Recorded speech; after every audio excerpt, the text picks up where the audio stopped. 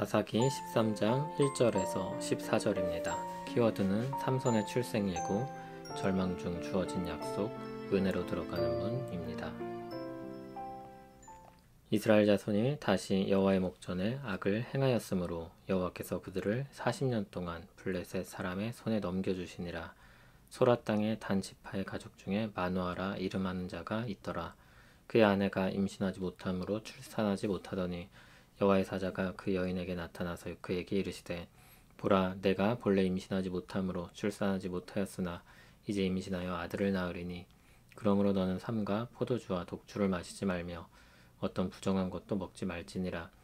보라, 내가 임신하여 아들을 낳으리니 그의 머리 위에 삭도를 대지 말라. 이 아이는 태에서 나옴으로부터 하나님께 바쳐진 나실인이 됨이라.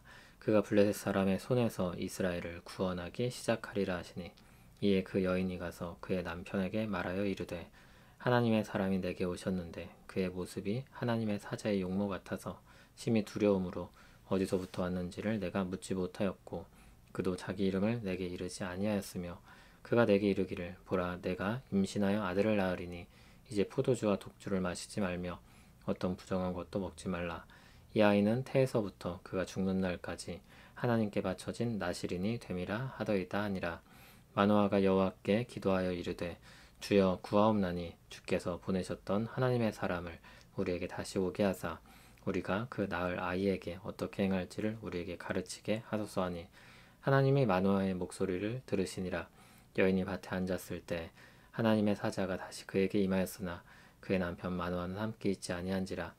여인이 급히 달려가서 그의 남편에게 알리어 이르되, 보소서, 전일에 내게 오셨던 그 사람이 내게 나타났나이다 하매, 마노아가 일어나 아내를 따라가서 그 사람에게 이르러 그에게 묻되, 당신이 이 여인에게 말씀하신 그 사람이니까 하니, 이르되 내가 그로다 하니라.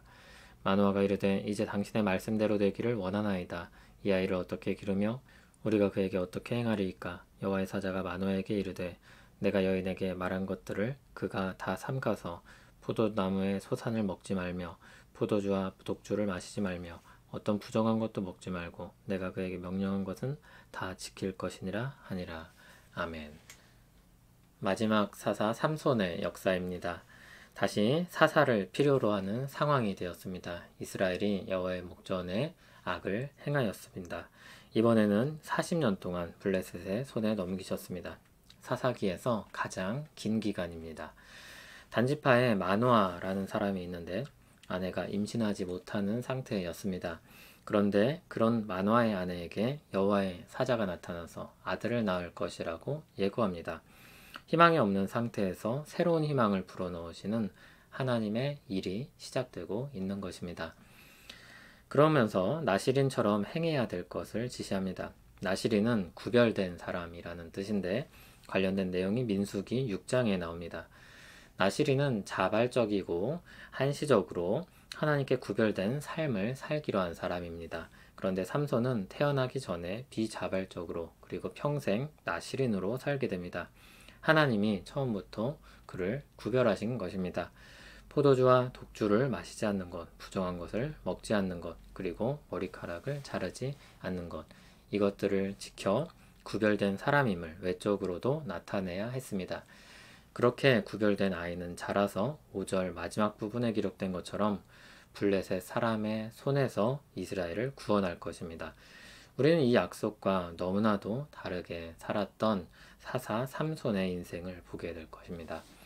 마노아의 아내는 남편 마노아에게 가서 자신이 들은 이야기들을 전합니다. 사실 믿기지 않는 이야기들입니다. 불임한 여인이 아들을 낳게 된다는 것, 하나님이 나실인으로 구별하라고 하신 것, 게다가 그가 이스라엘을 구원할 것이라는 약속까지 믿을 만한 이야기가 하나도 없습니다. 그러자 마노아는 8절을 보면 기도를 합니다. 기도 내용이 무엇입니까? 아내에게 보내셨던 사람을 다시 보내달라는 것입니다. 이미 지침이 다 내려졌지만 어떻게 행할지 알려달라고 다시 기도합니다. 9절을 보면 하나님께서 그의 기도를 들으십니다. 그러나 하나님의 사자는 마노아에게 가지 않고 다시 밭에 일하던 마노아의 아내에게 나타납니다. 그리고 마노아는 아내에게 그 소식을 전해 듣고 드디어 하나님의 사자를 만나게 됩니다. 그리고 12절에 앞서 기도했던 것처럼 어떻게 길러야 할까요? 어떻게 행해야 할까요? 다시 묻습니다. 그러나 새로운 지침이나 추가된 내용 없이 같은 내용을 다시 들을 뿐이었습니다. 마노아가 아내를 통해 전해 들은 소식은 너무나도 충격적인 일이었습니다. 믿기 어려운 것이었습니다. 한창 블레셋 압제 가운데 있었습니다. 뒤에서 보게 될 내용인데 이스라엘 사람들은 이미 마음이 이 블레셋에게 붙잡혀 있었습니다. 완전히 블레셋의 지배 아래 있었던 것입니다. 사사기 15장 11절을 보면 유다 사람 3,000명이 삼손에게 몰려와서 블레셋 사람이 우리를 다스리는 줄 알지 못하느냐 그렇게 따졌던 일이 있었습니다. 그런 상황 속에 살고 있던 마노아입니다. 분명 여호와의 사자의 말을 들었고 말씀되기를 원하나이다 고백하지만 아내의 말을 들었는데도 또 확인하길 원하고 사자를 만나서 다시 묻고 대답을 듣기를 원했습니다. 그런 분위기 속에 마노아를 향해 하나님은 약속하십니다. 절망 가운데 소망을 말씀하십니다. 언제나 소망은 하나님께 있습니다. 언제나 구원의 주도권은 하나님께 있습니다. 하나님이 시작하신 착한 일을 또한 이루시는 것입니다. 우리 구원 역시 우리에게는 소망이 없습니다. 그런데 우리는 하나님이 주신 복음으로 인해 소망을 얻게 됩니다. 하나님은 우리를 찾아오셔서 그 은혜로운 소식을 듣게 합니다. 출생에 관련된 비밀을 알려주는 겁니다. 장세전에 택하여 사랑으로 부르셨다는 것입니다. 하나님의 사랑을 받고 하나님의 위대한 계획 가운데 부름받고 있다는 것입니다. 그리고 하나님은 그 은혜의 역사로 우리를 매일 초대하십니다. 뉴스를 보면 좋은 소식을 듣기 어렵습니다. 뉴스의 특성 자체가 그런 것입니다. 새롭고 놀라운 소식이 일면에 있는 것입니다. 누구나 주목할 만한 이야기들 위주로 구성됩니다. 게다가 요즘에는 더 많은 클릭을 위해, 더 많은 조회수를 위해 자극적인 제목들을 붙이기도 합니다. 실제 내용과 좀 달라도 상관없습니다. 사람들이 많이 들여다볼 것이라고 생각되면 거침없이 편집도 합니다. 우리는 그런 세상에 살고 있고 거기에 익숙해져 있습니다. 우리가 보는 기사는 그런 기사들이 많습니다. 물론 우리는 이 세상에 살면서 사람들이 무엇을 주목해서 보고 있고 무엇에 지대한 관심을 가지고 있는지 알 필요가 있습니다. 그러나 거기까지입니다. 거기는 은혜의 역사로 들어가는 문이 없습니다. 하나님의 행하신 일에 대한 언급이 없습니다. 있어도 숨겨져 있고 다른 방식으로 포장되어 있습니다. 우리는 그런 현실에 쓸려가지 않기 위해 언제나 하나님께 매달려 있어야 합니다. 포도나무에서 떨어져서 가지가 혼자 제 역할을 할 수 없습니다. 열매를 맺을 수 없는 것입니다. 열매를 맺기 위해서는 언제나 그분께 붙어 있어야 합니다. 오늘 주님께 붙어서 그분의 말씀을 듣고 은혜의 역사를 보는 안목이 넓어지는 하루 되기를 바랍니다. 우리 눈을 열어 하나님의 뜻과 마음을 보게 하옵소서. 시선을 뺏길 일이 많은 이 세상에서 눈을 들어 하늘의 뜻을 보게 하옵소서.